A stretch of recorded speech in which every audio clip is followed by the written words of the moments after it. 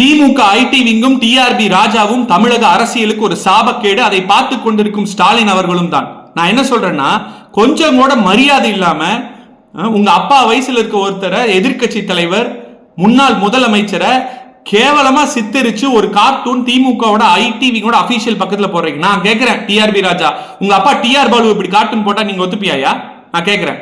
இல்ல ஸ்டாலினை போட்ட ஒத்துப்பியா? உங்க கட்சியில் இருக்கிற எல்லாம் 70 வயசு 65 வயசு இருக்க முதியவர்கள் அப்படி போட்ட ஒத்துப்பியா? ஒரு கட்சினா, ஒரு அரசியல்னா, மக்களுக்காக நாங்க ஒரு கருத்து வச்சா நீங்க எதிர் ஒரு கருத்து வைக்கலாம். ரெண்டு கருத்தும் மக்களுக்கான ஆக்கப்பூர்வமான முன்னேற்றத்துக்காக இருக்கணும். சும்மா அவனே இவனேன்னு பேசுறதுக்காக இருக்கக்கூடாது.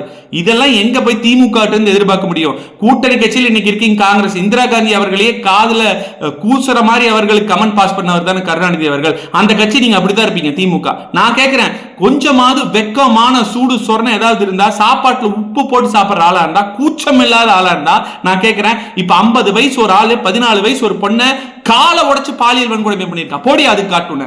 கரண்ட் பில் 3 தடவை வெட்டி மக்கள் கஷ்டப்பட்டு இருக்கா, போடி அதுக்கு காட்டுன.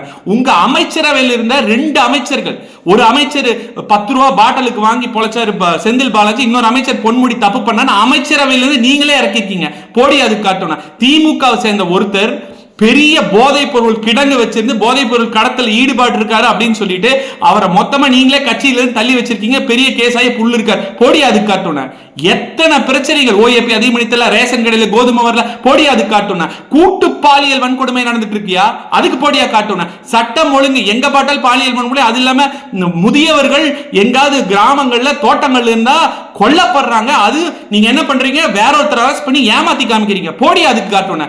இந்த மாதிரி கொஞ்சம் கூட கூச்சமே இல்லாம 4 வருஷம் ஆட்சி பண்ணிட்டு இத்தனை வாக்குறுதிகள் கொடுத்துட்டு அந்த வாக்குறுதியில எத்தனையுமே நிறைவேற்றாம உங்க முதலமைச்சர் பொம்மை முதலமைச்சர் ஸ்டாலின் 90% பண்ண, 80 பண்ண, 70 பண்ண, 95 பண்ண மாத்தி மாத்தி சொல்றாரு. அவருக்கு தான் கணக்கு தெரியல, மாத்தி மாத்தி சொல்றாரு.